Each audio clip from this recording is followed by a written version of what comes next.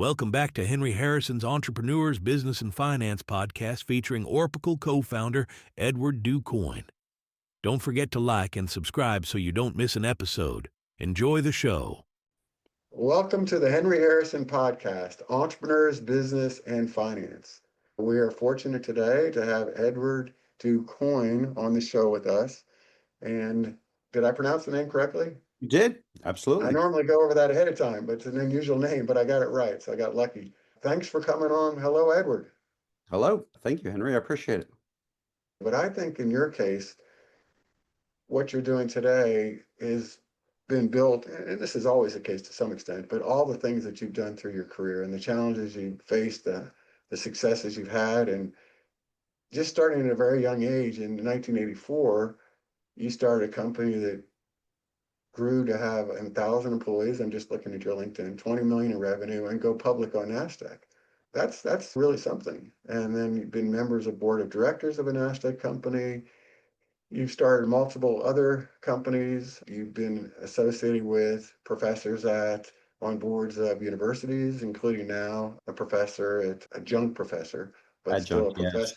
yes. Adjunct. Means we work hard, but we don't get any of the benefits. Okay.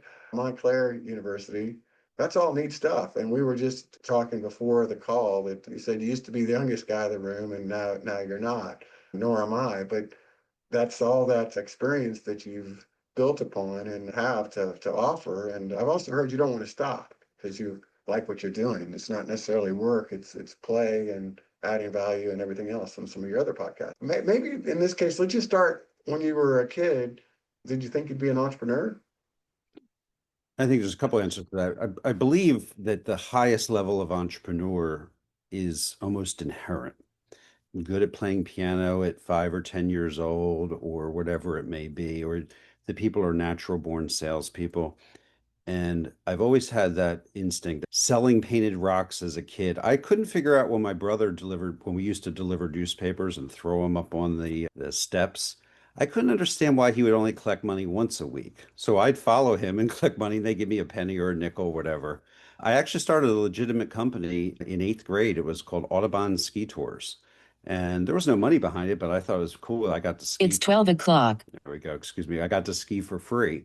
And I think one of the key things is my mother and father worked very, very hard. And six kids. I was the youngest.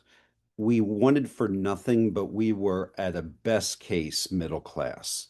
I didn't realize it hit me out of the blue. I might have been in my 20s or even 30s. That wait a second, we used to have pancakes towards the end of the month. And I thought it was so cool having breakfast for dinner. And I realized as I got older, wait a second, I think we're having pancakes because my dad got paid on the first of the month. And that's the food we had in the house. So my parents had a goal to go on one cruise, which they did, thank God, before my mom passed away. They had a goal to rent, not buy, a motorhome and go across the country. And it wasn't necessarily about getting rich or getting the Ferrari, which I don't have, by the way. It was about, I think, two compounding things. One, having that sense of security, because I saw directly the pain of not having funds, saving for years and years to get new carpet in the home. But then I also had that inherent entrepreneurial spirit and, frankly, acumen and fortitude, which I think that's a very important thing. So that's how it came about. Well, neat. And so the very first, well, that wasn't the first one because you started one when you were in 8th grade. But what about the Impact Telemarketing Compass International, the one that went public?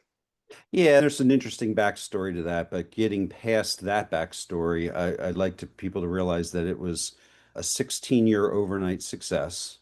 And then the second thing about that is I remember distinctly at a Jersey diner meeting with our accountant. And when I say we, I started the company in 1984. My brother joined in 1986. He's 7 years older. To this day, like literally today is a Tuesday. To this day, my company is paid on a Tuesday. And sometimes they say, why the heck are you paid on a Tuesday? This dates back to 1985, 86, when My brother got paid on a Friday, and if we couldn't meet our whopping payroll of about $800, at least I knew he could cover it. And literally, that's why we're paid on Tuesdays. But several times, well, twice specifically, my brother and I were at a diner with our accountant, and my brother, or excuse me, the accountant said, "You guys don't realize that you're basically out of business, right? Like your cash flow, you're not going to meet payroll in 4 weeks." And it's like, "Oh yeah, well, we'll figure it out." And that mindset, I think, is truly entrepreneurial, getting the commitment to make sure it happened.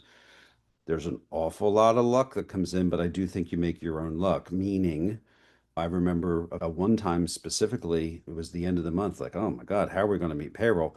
And out of the blue, a FedEx envelope shows up from a major client that said, we're trying to prepay some expenses to get them on this quarter. It's like, oh, my mom passed away when I was 23 in 1988, and my whole team knew that that was Angel Edna. That was her name. And Angel Edna would come through once or twice a year and save the day. So, but that's part of being an entrepreneur. People see Elon Musk today as a trillionaire, which is a whole other conversation. But as I understand it to be true, in the early days of SpaceX, he had a rocket, and if that rocket blew up, he was bankrupt.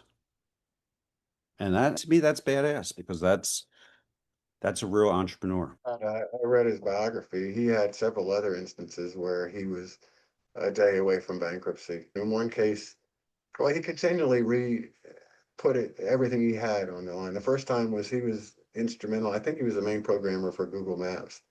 He sold and made money, and then he turned and put all that money into his next venture, which ended up with a merger with Peter Thiel and PayPal. And then all the way up to Tesla, he had 40 million of his own personal funds, which a lot of people might think they wanted to hold on to because that's security. Well, Tesla was about to go under, and cash flow, he put all that into Tesla. And then Yeah. another time, someone had to come in and he had to bring in a partner because he was about to lose Tesla. So Yeah, that's not being an entrepreneur. I'm not all that brilliant, and I certainly can't always joke around when it comes to home improvements that I hammer in a screw. I was like, I don't know what the difference is. But I did come up with one thing one time that I really, really like. It's that all warriors are soldiers, but not all soldiers are warriors. All entrepreneurs are business people, but not all business people are entrepreneurs. To be an entrepreneur, you need to be a warrior. And I've thought of that's cool. I really like it. Some people like it, some people may not. I like it because I think it truly defines the warrior attitude. You're charging up that hill. You're in front of your other soldiers. You're going into battle, taking the responsibility, making sure you win. It's kind of like beach the ship and burn the sails. We win or die. And that's what being an entrepreneur is about. I think thank God for business people. Thank God for the people that run good businesses that employ millions and millions of people. But to me, there's a difference between a business owner that has a great business and an entrepreneur that creates. And to create, you have to have commitment. Now, I want to actually clarify that. It was only about a week or two ago that it hit me when I was driving, because I think I probably talked to somebody about this in the car. And I was like, wait a second, that can be misconstrued that a warrior is not evil, but will do things at all costs, step on people, hurt people, not lie, but, and no, a warrior can be very kind. I think a warrior that sacrifices their own payroll for the good of their employees is awesome. I know people personally that would never do that. So to me, to be an entrepreneur, you have to be a warrior, but being a warrior is protecting in battle your troops. And in business, it's protecting your shareholders, your employees, your clients, and anybody else that is a stakeholder. I got to do a little jump because you talked about how you're not handy. I'm also not handy, but you have this website, Addicts and More. That is you, right? Yeah, that's an interesting story. We've been fortunate with my company that was started in 2012 called Orpical, and each letter stands for something like the O is optimistic and the L is loyalty. And we've had a lot of loyal clients. One client back almost from day one was in the home improvement space, specifically insulation and solar attic fans. And they were all over the country, but we realized they weren't in the greater Philadelphia, South Jersey area. And we were providing marketing for them. And we thought, well, wait a second, wouldn't it be a better idea to start own assumptions and plans so that we take on the risk, and then once it's proven, roll it out? Now, that was the philosophy and the foundation. It actually became a very valuable company. We turned it off because the other philosophy, and Bill Gates said this somewhere, and I'm going to paraphrase, but only with complete dedication and focus can you accomplish world-class things. And I felt like the company, and myself particularly, Orpical as an entity, was not getting the full attention that it needs to fully grow. So we ended up shutting that down, selling it, basically selling the inventory. And we still earn income from that, though. That website's still live because we get X number of leads per month, and then we offer those leads at a very, very attractive rate to some really good local contractors that count on us for that. So that's how that came about. It's crazy because people are like, well, wait a second, how's a marketing digital transformation agency that now does software development own an installation company? That makes no sense, but it did at the time.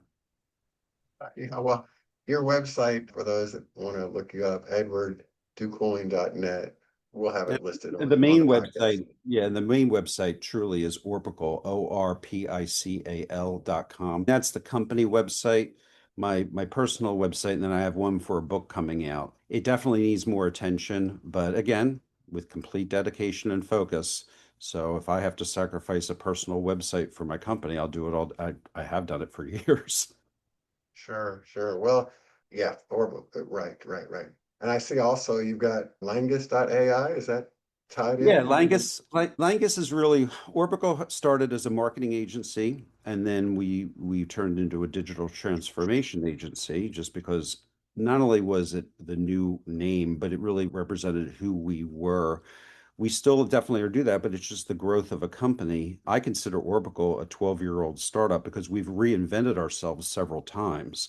Today, we're an operational consulting firm focused on software development using AI, but not strictly reliant upon AI, and we affect the profitability of our clients. Now, that sounds all fine and good, but the next level of that is an intellectual venture capital firm. So if a client, we may take 30%, 50%, 20%, whatever makes sense in either equity, and we love to work with venture-backed startups, or in equity in a company that has an exit opportunity, or a funding mechanism where there's opportunity to expand the technology. So another cool thing we do is with an organization that they really probably can't afford the technology, but if we build it, they know that if they need it, their peers either within, say, a distribution network or in their industry could use it. So it's like, okay, well, wait a second. Why don't we build it for you? We're going to build it for like our cost, maybe a little bit more. Now, you're going to pay for that, but you're going to save a ton of money and have great software if that's what we're building. But then we as a team will create a joint venture to go market that. Someday Orbital will go away. A meteor could hit us and we'll probably not be a company anymore. Hopefully it won't be from a negative exit, but here's the thing. The original mindset was always the exit had to be Orbital to sell the company. Now the exit is going to be multiple exits, whether it be a separate joint venture, whether it be a separate LLC. So Langus is really our first major one that is backed by other investors. So Langus is the word signal spelled backwards, and we developed a patent pending algorithm called the Connection Compatibility Algorithm.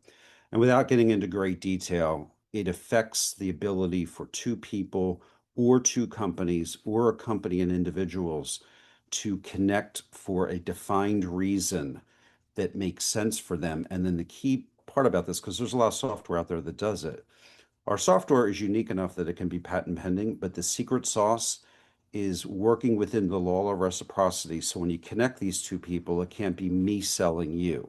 It has to be how the relationship benefits both.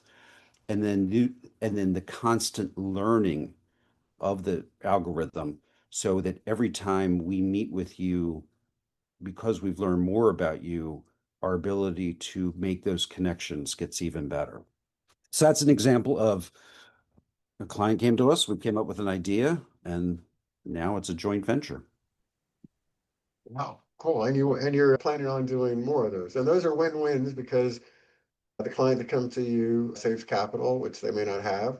They get your attention, not, well, longer term attention because you're invested alongside them. You said you have long-term clients that ever since the beginning. So I'm sure you're very invested in them as well, just not literally with equity. But it's a different type of relationship, perhaps, with you're going into their board meetings and you're talking to their officers about decisions. And Or even have a seat on the board. Yeah. Yeah. yeah. So it is kind of a hybrid venture capital. Venture capital provides a great service. It's not always well loved by some of the entrepreneurs. So this seems like a nice, you must be well loved, that group. Sometimes they're pretty demanding on the numbers and then they do have to lay people off and hard decisions and meet the numbers. And I think there's two levels to that. The purpose of a company is to attract and retain customers. Money is simply the result. But then, and there's a whole other thing I teach my students about. So if you have no customers, you have no purpose in business. And that has nothing to do with actual customers paying. It means internal operations. You need to count on each other. But the secondary, once you hit that base level, the secondary is to maximize shareholder value. So if you treat your people well, respect them, like them, trust them, train them, give them the opportunity to grow, you should do pretty well. However, you want to work with the best of the best, and laying somebody off is part of all business. It's not a bad thing because I've been at this for over 30, well, that's scary. I've been at this 40 years. Unfortunately, I've had the distinct unpleasure, bad pleasure, no pleasure, whatever the wording is, of having to fire people. But I don't really have a problem with it, honestly, because 99 times out of 100, I gave every chance and opportunity. And then what I think about is not necessarily the person's being let go, even though that drains on me more than most people would realize. But I think about the people that are staying. My purpose is to attract and retain customers, provide the greatest value. Money is simply the result that will enable us to grow, to also maximize shareholder value. what you hope, at least what I hope, and I think you probably do too, is it's not the right seat for them. They need to go to find Oh, the for right sure. place Oh, for them. And if everything didn't work, then many times they're like later you'll hear people talking about, well, that was the best thing that ever happened to me because I realized this, I realized that, I found my spot where I really needed to be for me and my family. you're Um, absolutely right. I've heard that dozens and dozens and dozens of times. And it's Jim Collins, good to great. Get the right people on the bus and then get them in the right seat. And these are not bad people in any way, shape, or form. It's just not the right way. But back to the venture capital, the one concern that I have with some firms, man, you get these 28-year-old MBAs that never met a payroll in your life, and then they're picking apart your company. It's like, dude, what I do on a weekly basis, you would be huddled in a corner crying. You got to meet an $82,000 payroll and you got $48,000 in the bank and you got to solve that problem in 2 business days. That's the entrepreneur that I want to work with. I'm sure most MBA students in their 20s are awesome, awesome people, but they're not entrepreneurs. And if yeah. anybody in that mindset, or not mindset, if it was like, well, I'm a 28-year-old MBA, screw you, Ed. Well, they probably should say screw me because I'm making a broad assumption, but I've experienced it over and over and over again. It's like, dude, what you're saying from a P&L perspective or an EBITDA, but let me tell you, I got happy clients, I'm meeting my payroll, and I'm going to be here long after you. So Do you still work with, you worked with one brother? I think you said you had five brothers, or there are six of No, no, you? no. I'm youngest of six. So I got five siblings. No, my brother and I, we took the company public. I was way too young. The problem is that the year 2000 was so weird because people were getting millions of dollars for a business plan. Literally, they would just hand a document, I and remember. Yeah. these VC firms were handing them money. Then in later months and a year later, everything crashed. But I kind of believe my own publicity. It's like Entrepreneur of the Year and Philadelphia Business Journal Hall of Fame and all that other stuff. But I'll tell you though, I still am proud when I had a company back then, and what little, whatever wealth I had at that time, I invested in the company because it was like, if a VC, if I want a VC to invest in my company, then I should invest in my company. And then when that company started to really hit the fan, I should have bankrupted the company, but uh, stubborn is a great thing when it works and an expensive thing when it doesn't. Well, that's part of the thing is that they say people learn more from their failures sometimes than their successes. So when you're teaching your students, are you actually grading papers?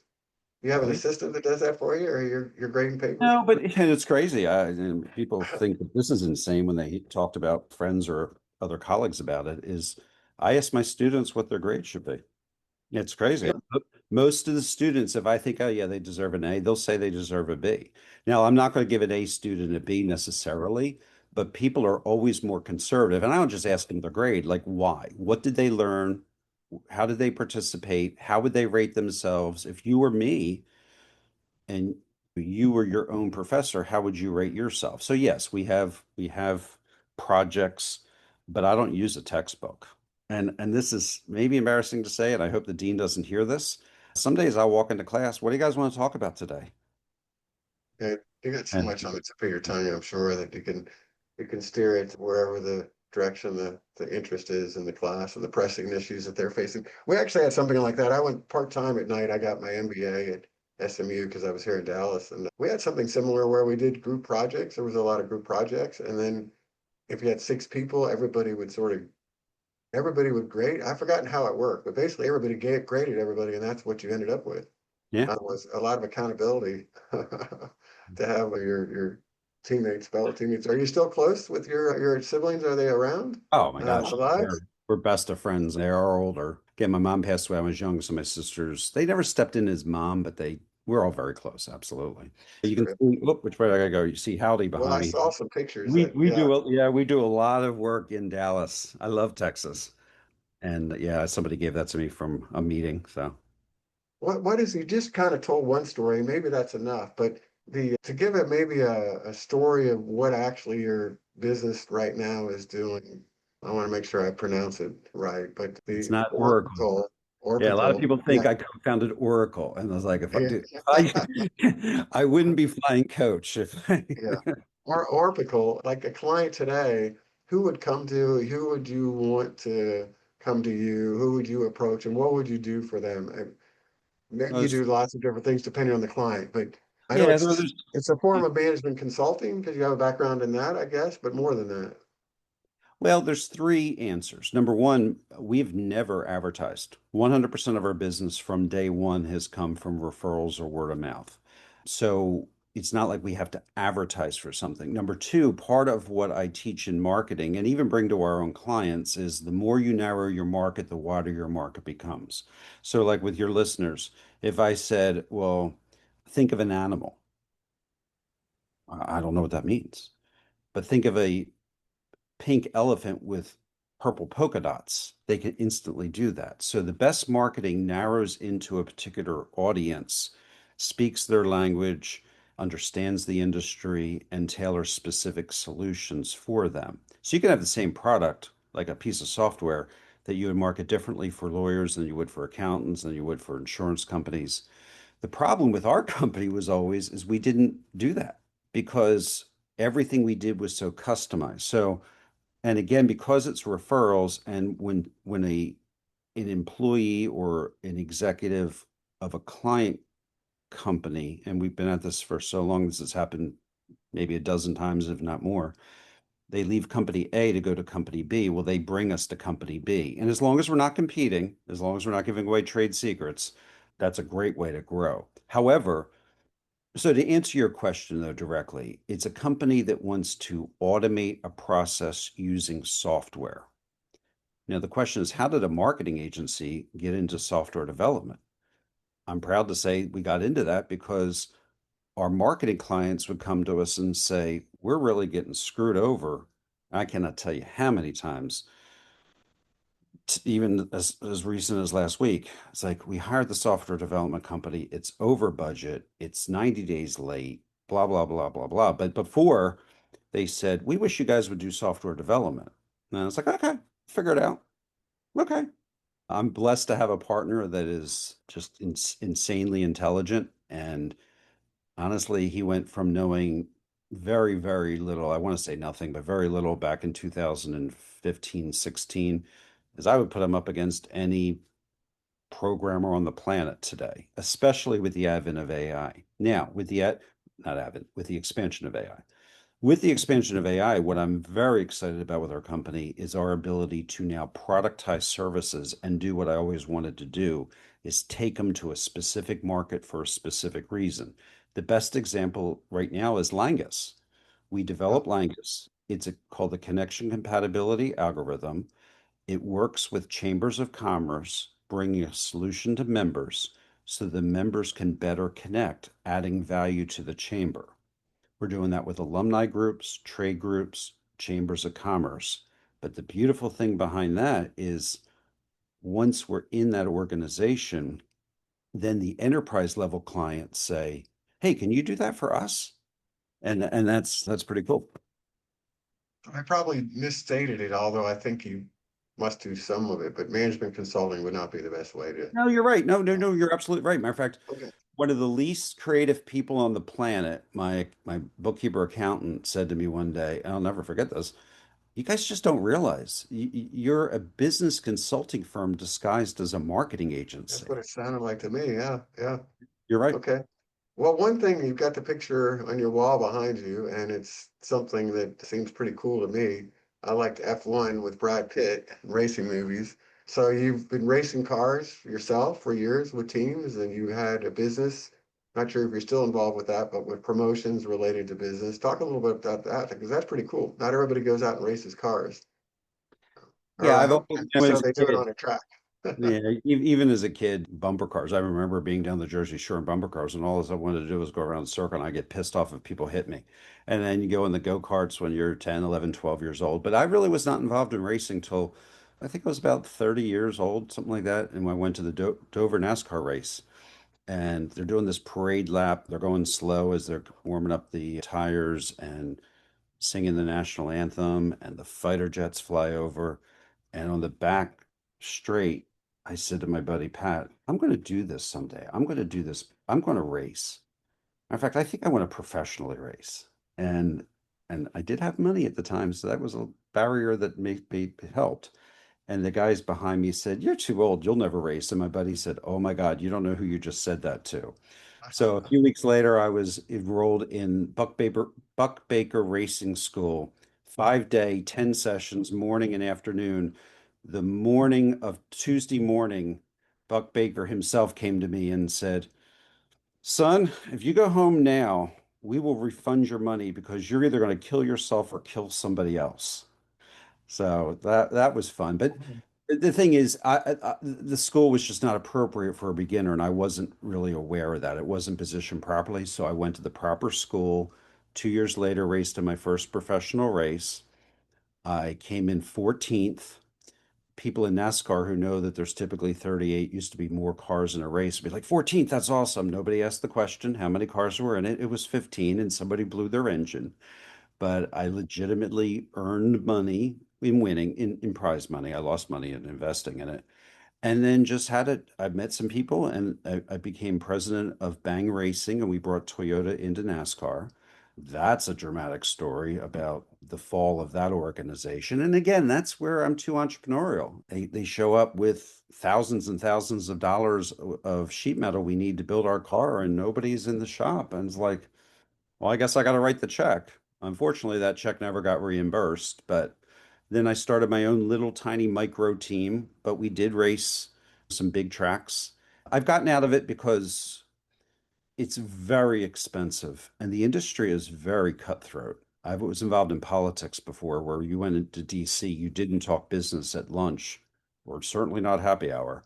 And I think NASCAR is actually worse when it comes to sponsorships or poaching drivers and things like that. So it's something I did. I would enjoy doing it again at my age. It's something I did and I loved it.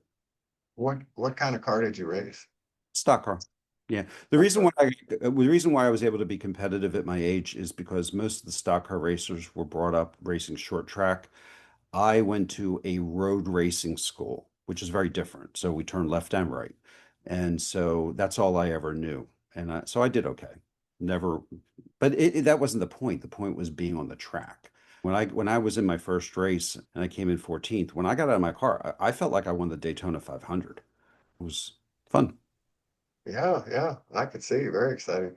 So what's the future plan for the foreseeable future for your life's journey? Don't see you slowing down. Don't see you want to. No, I don't want Uh, to. I don't want to. Oh my God, the thought of getting up in the morning and going to a cubicle. I enjoy what I do. I love the people I work with. I love doing great work. That's the thing. If you're not doing great work, then it's not good. I have a book coming out that I'm very excited about. If you would have said to me in 2019, 2020 that the book wouldn't be out in 2026, I would have said, okay, well, that means something tragically happened to me. But the story, two factors. The story needed to live in my head more. I needed to grow Orpical to the point where, like last 2 years in a row, we were rated as one of the fastest growing companies in Philadelphia. So I needed to prove that entrepreneurial performance. And then I will share with you because it's such a research-based book that AI has helped me because I have like 35,000 files or documents, part of that journey and that story. And so I'd sit down to write and I'd spend 2 hours trying to find one thing. So AI has absolutely helped me make sure the story is accurate. Now, it's called Indicted Loyalty, Convicted Logic because I was indicted for being loyal to shareholders and there was a conviction that was completely illogical.